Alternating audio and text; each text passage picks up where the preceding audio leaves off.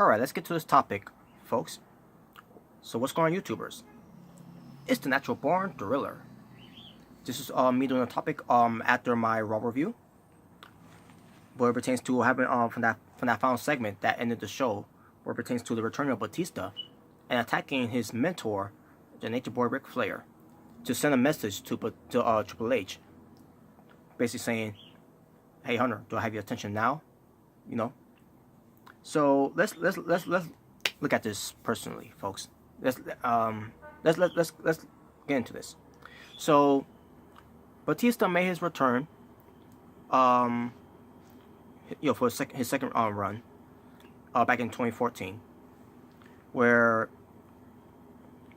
he came as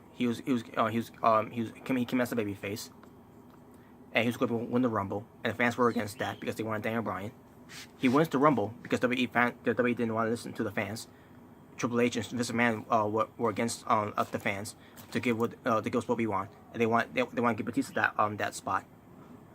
And and from there they created a storyline for that, where it pertains to Batista being promised being getting this title shot at WrestleMania, and that promise was made, but the promise also was for him to be the champion, for him to be the winner of WrestleMania for the main event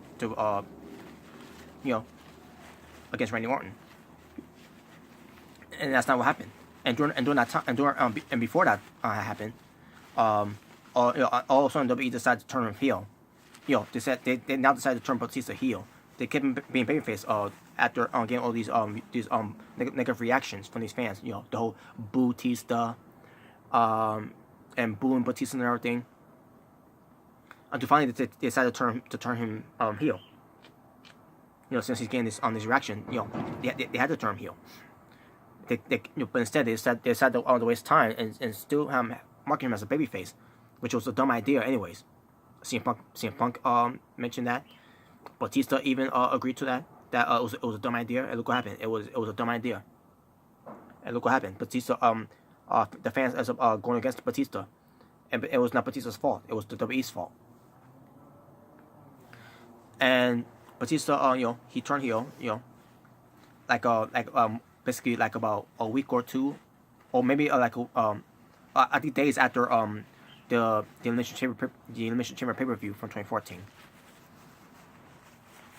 So yeah, finally they did the right thing there, and during that time, Batista was having heated arguments with Triple H, storyline obviously, and I think backstage too, actually. Because there were broken promises for Batista. So Batista, he gets WrestleMania, he loses, because again, one of the promises is that he was going to win at WrestleMania, to win the title, and because and also after WrestleMania, he won his title shot. He was promised another title shot to the world title, but never gotten it. So he quit. Storyline, he quit, but also at the same time, he never returned to WWE until 2018.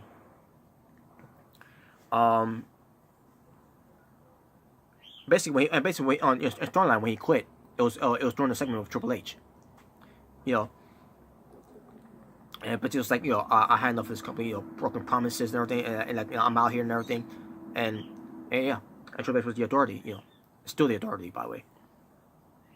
And then we get to SmackDown 1000. Batista makes his return. He got a huge ovation from the crowds, and then he talks about Randy Orton, talks about Ric Flair, talks about Triple H and everything, about you covers everything except defeat me.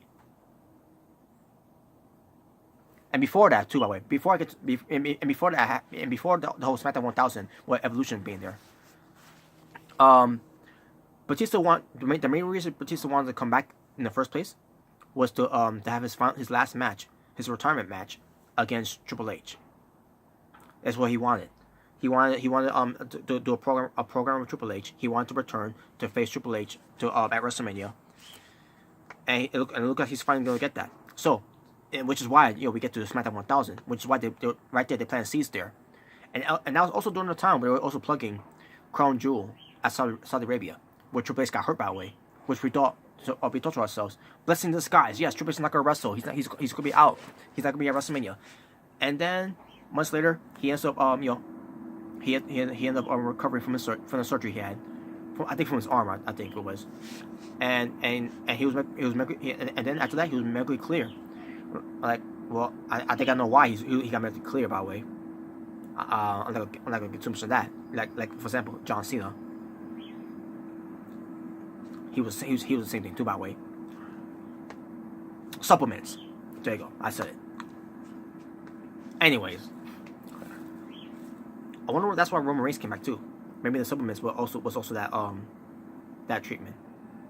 I don't know. I could be wrong. Whatever. Anyways.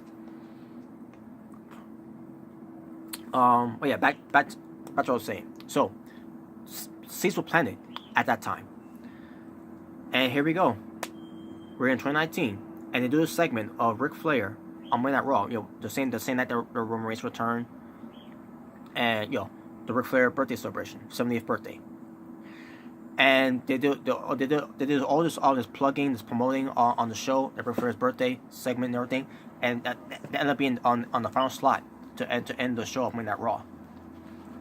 So. And they do all this, for because to celebrate Ric Flair's birthday. And then Batista, did what he did to end the show.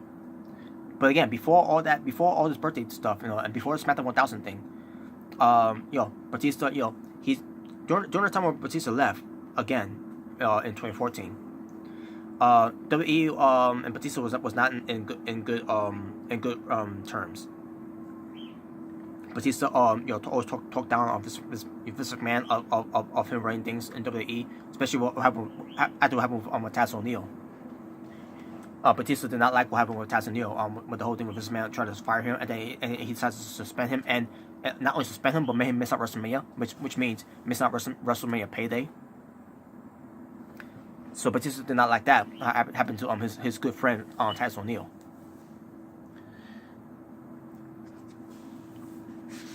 And during that time too, by the way, Batista tweets about Stephanie McMahon, tweets about he wants to challenge Triple H and everything for WrestleMania, and he also talked about that in interviews too, by the way, that he wants his match against Triple H at WrestleMania to be his final match, which he also said that to put Triple H over, which I do not want to see. I do not want to see Triple H going over. Same thing that I did not want to see Triple H going over The Undertaker, and he did. Before Undertaker is finally done with WWE wrestling in WWE.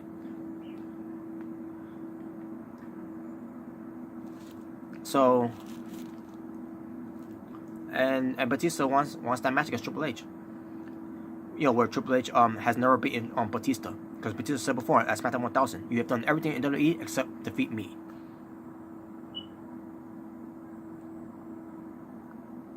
So look, we're going to get that at WrestleMania. Because based on what they did on Raw to celebrate Ric Flair's 70th birthday, for Batista to attack Ric Flair makes no fucking sense.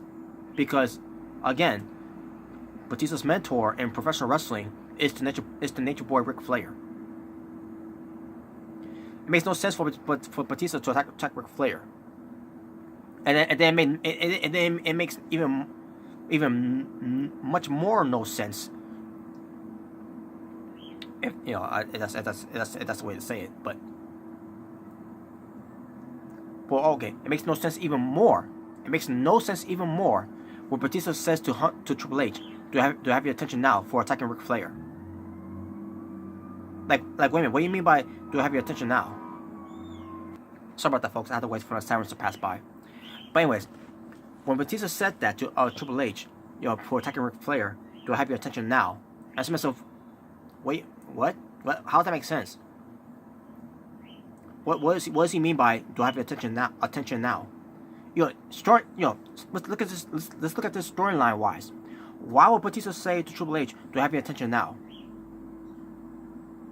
By attacking one of Triple H's best friends in Ric Flair. Like, really? Like, there was no storyline being developed when after the whole SmackDown 1000 debacle, where Batista said to Triple H, "You have done everything in WWE except beat me." There was no story, no story online developed after that. There was no story at that whatsoever. There was no mention of it, and at that ever again from that. Until finally see Batista there, and then he did what he did to Ric Flair. And then he's saying to Triple H, "Do I have attention now and everything?" That's how you set up WrestleMania. This is how you set up WrestleMania. So basically, in this whole segment of Ric Flair for his birthday, it was not about Ric Flair after all. It was all about some about a WrestleMania match between Batista and Triple H, where Batista is going to be the heel and Triple H is a fucking babyface. What the fuck? Who the fuck wrote this shit? Was it Bruce Pritchard? Or was it? This made no fucking sense. And I'm pretty sure some people say, well, because Batista won this match to happen in interviews or him tweeting about it. Well, if that's the case, WWE would have mentioned it on the television shows, but they didn't. And again, storyline wise, it makes no fucking sense for Batista to do that to Ric Flair, to attack him, and just to send a message to Triple H to saying, do I have your attention now?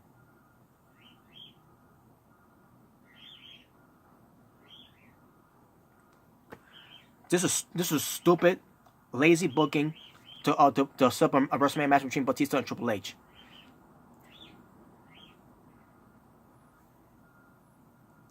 What the fuck? So we're gonna have Triple H being the triumphant hero to defend the honor of Ric Flair, because Batista decided to attack Ric Flair for no fucking reason, and just to send a message to Triple H for for ignoring him after all this time. So I guess what Batista did for SmackDown 1000, it was a signal, it was a sign or a message that Triple H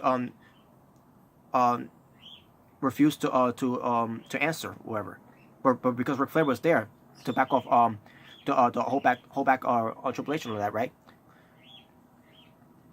I don't know, folks. This is so confusing, and I can't believe WWE is going to do the whole Batista is going to be the heel versus the Triple H being the baby face. Unfucking believable. And the match itself, it's going to be garbage. Not because of the segment. I said before, even in the Asylum show at one point, I said at the time too that if they do this match between Batista and Triple H, it's going to be garbage because they both are not in their primes anymore. Especially Triple H. This match is going to be garbage.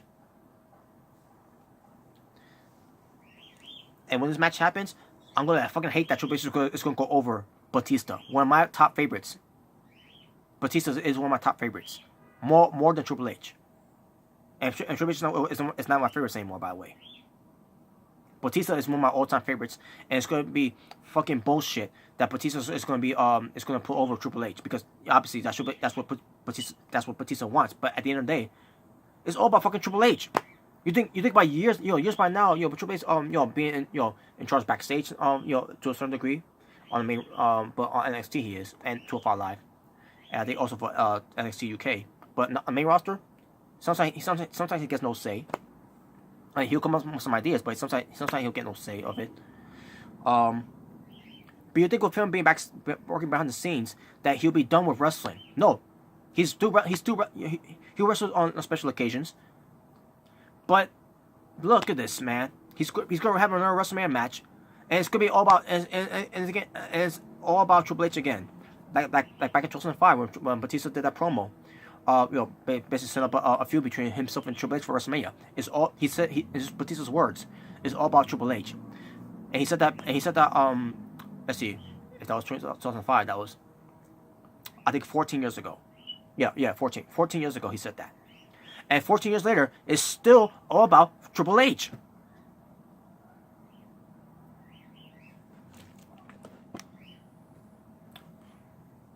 I'm done.